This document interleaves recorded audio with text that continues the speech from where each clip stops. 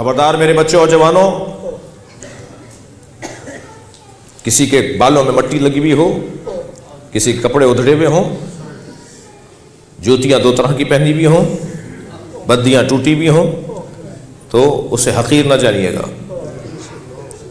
अब्वाब हदीस में एक हदीस है, रुब्बा अशअथा अगबरा मदफूइन बिल अब्वाब, जिनके बालों में मट्टी लगी हुई हो, जिनके कपड़ों पर मट्टी लगी हो, जिनके कपड़े फटे हुए हों, जिन्हें दरवाज़ों से धुतकारा जा रहा हो, उनका ख्याल रखना। इसलिए कि ऐसे लोगों का तार अल्लाह से जल्दी जुड़ता है, ऐसे लोगों का अपने रब से ताल्लुक़ जल्दी जुड़ जाता है। इनको तकलीफ़ नहीं देना। ये पूरा बाब है, इसमें हदीसें हैं। एक ऐसा ही फ़कीर बाज़ार से गुजरा, जैसे आपका ये बात दस्ता है ना, दुकानें भी हैं। एक दूध वाले की दुकान के सामने से गुजरा तो उसने आवाज़ देकर कहा, दूध पियोगे?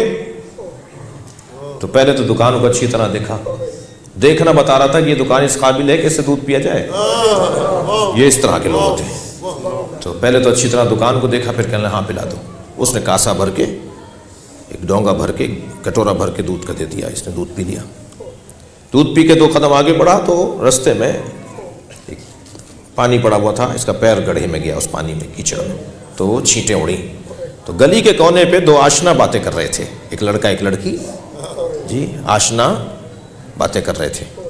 तो लड़की के मुंह पे जाके वो छींटें लगी, वो कीचड़ जाके लगी। तो उसे तो कुछ बुरा नहीं लगा जिसके छींटें लगी थी, उन्हें बुरा लगा जो आशना थे। 2 कदम आगे बढ़े और 2-4 थप्पड़ मारे इनको।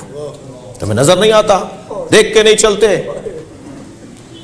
तो ऐसे आंखों को आसमानों की तरफ ले जाके कहने लगे, देखते कहने, या अल्लाह अजीब दास्तान है, कहीं दूध पिलवाता है, कहीं थप्पड़ लगवाता है। अब फकीर का कहने लगे, कहीं दूध पिलवाता है, उसी वक्त थप्पड़ भी लगवाता है। अभी ये जुमला कहा था कि वो औरत, लड़की जमीन पर गिरी, तड़प तड़प कर मर गई, वहीं देखे देखते मर गई। वहां जो लोग चल रहे थे, देख रहे थे, वो उनमें से लोग कुछ आगे बढ़े, तुम तो बड़े अल्लाह के वली हो, तुमने बद्दुआ की, औरत मर गई। कहने नहीं नहीं नहीं, मैंने किसी को बद्दुआ नहीं दी, 2 यारों का मसला है।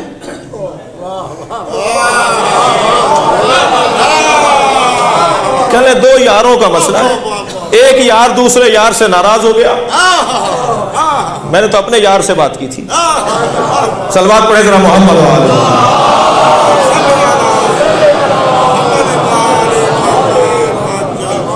तो खबरदार किसी को इस हुलिये में देखकर, वल्लाह ये हमारे बड़ी गाड़ियों में बैठने वाले लोग, मैं खुद इस मुश्किल में मुब्तला हूं। मैं अपने इन ड्राइवर भाई को, अपने मेरे साथ बैठने वालों को रास्ते भर डांटता डपटता चलता हूं। तुम इन्हें इंसान नहीं समझ रहे, तुम ही हो इस रोड के मालिक, तुम ही बस आगे जाओगे, दूसरा कोई नहीं चल सकता यहाँ।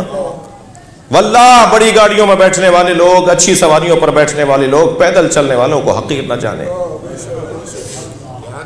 बड़ी मुश्किल है, बहुत मुश्किल है। कभी कभी तो डॉक्टर साहब दिल करता है सब कुछ छोड़कर किसी जंगल में बस जाओ, इसलिए कि हम यहां रहते हैं। तो हम मसलन मजलिस पढ़ने वाले हैं, खतीब हैं, फलां कौमी खिदमत गुजार हैं, नौकर हैं आपके, तो कहीं जाना आना भी पड़ेगा, जाना आना पड़ेगा, कोई इदारे बनाने पड़ेंगे, ऑफिस बनाने पड़ेंगे, कहीं बैठना पड़ेगा। आए जाएंगे तो रास्ते में किसी का हक हमसे पामाल हो सकता है। मगर ये जो बंदा जिसको हमारी वजह से रोक दिया गया, ये कयामत में हमें रुकवा सकता है। खड़ा हो जाएगा कि पहले मैं जाऊंगा, इसने मुझे रुकवा दिया था रास्ते में, मैं बड़ी मुश्किल में। हम जैसे लोगों को बस करम अल्लाह का, और अल्लाह ही इनके दिल में डालेगा कि ये माफ करेंगे हमें। क्योंकि वल्लाह मेंबर पे बैठा हूं, बीवी को राजी करने की कोशिश कर रहे हैं कि कोई गरज नहीं है, कोई गरज नहीं है सिवाय खिदमत के। मगर क्या करें कि दुनिया ऐसी है, तकाजे मजबूर करते हैं, ज़रूरतें मजबूर करती हैं, मजबूर हो जाते हैं हालात से। लेकिन कभी कभी तो दिल करता सब कुछ छोड़ो, जाके किसी जंगल में बैठ जाओ। लिहाजा कभी किसी फ़कीर को हकीर नहीं जानिएगा, किसी गरीब आदमी को, मिस्कीन आदमी को ज़्यादा दोस्ती उनसे रखिए जो फ़कीर हैं। वैसे फ़कीर डॉक्टर साहब मुझे मिल नहीं रहे हमारे माशरे में। ये मांगने वाले फ़कीर नहीं है बच्चों, ये मांगने वाले फ़कीर नहीं है, ये ज़लील हैं, फ़कीर मांगने वाले को नहीं कहते, देने वाले को कहते हैं। फ़कीर मांगने वाले को नहीं कहते, फ़कीर तो देने वाले को कहते हैं। वो अल्लाह पर एतमाद देता है, वो अपने रब पर भरोसा देता है, वो अपने अल्लाह पे तवक्कुल देता है। फ़कीर तो है ही कुछ और। टंडो आदम से, सांगड़ से टंडो आदम आ रहा था, रास्ते में फाटक है, रेलवे क्रॉसिंग है जी। फाटक के ऊपर एक फ़कीर बैठा हुआ था। इत्तेफाक से उसने मुझे देखा, तो इसी हुलिये में रहता हूँ, नौकर हूँ आपका सबका। उसने वहीं से आवाज़ लगा के कहा, या अली मदद। मैंने शीशा उतार के उसको जवाब दिया, मौला अली मदद। कहने लगा, कुछ दूँ? यकीन जानिए, मैंने अपने दोस्त से कहा कि गाड़ी साइड लगाओ, पहला फ़कीर मिला है जो देने की बात कर रहा है। हम रुक गए वहीं। मैंने कहा, जी दो, अता करो। कहने लगा, ज़ुहद की 7 मंजिलें हैं डॉक्टर साहब। कहने लगा, ज़ुहद की 7 मंजिलें हैं, 7 मंजिलों को गुजारोगे तो अल्लाह के वली बन सकते हो। मैंने कहा, था करें।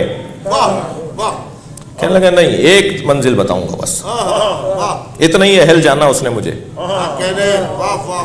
जी। कहने लगा, 1 बताऊंगा बस। मैंने कहा, जी 1 ही अता करते हैं।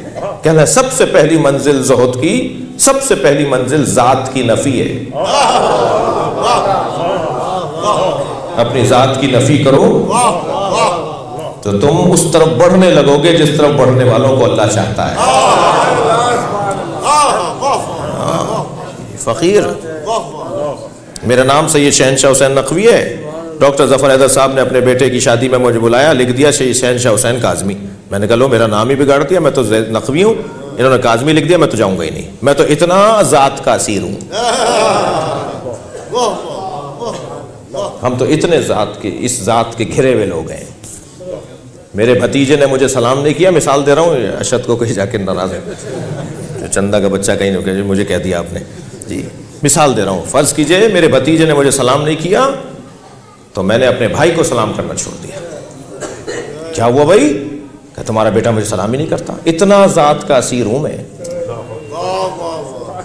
बातें मैं लंबी लंबी करता हूँ, आसमान और ज़मीन बुनने की बातें करता हूँ, अपनी ज़ात से निकला नहीं हूँ।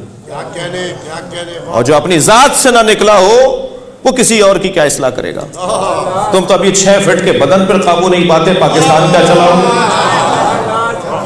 पाकिस्तान क्या चलाओगे?